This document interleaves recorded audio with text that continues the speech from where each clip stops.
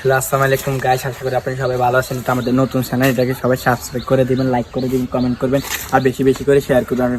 আপনার কাছে বন্ধু যারা আছে সবাইকে শেয়ার করবেন। আর আশা করি আপনাদের আজকে আমাদের এলাকায় কিছু সুন্দর ভিউ দেখাবো। চলো, হচ্ছে আমাদের এলাকার নতুন একটা রাস্তা করছে আমার কাকা।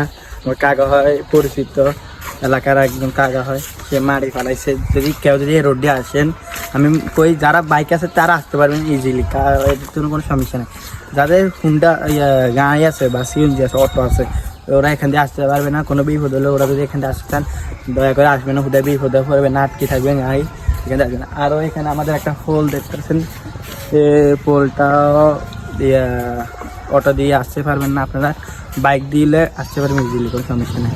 আপনাদেরকে বলতেছি, এই রোডটা এখন মাটি ফেলেছে, এখন আসেন না, আসার দরকার না। বিপদে বললে বলছি না, বিদ্যা ভাইয়ের এখান দিয়ে আসবেন আর ওষু ব্যবহারের এখান দিয়ে যাবেন, মুখের এখান দিয়ে আসবেন। আর যাদের হুন্ডা আছে অবশ্যই ভালো করে শুনে, যাদের বাইক আছে বা সাইকেল আছে তারা এখান দিয়ে আসতে পারবেন, এর বেশি কেউ আসতে পারবে না।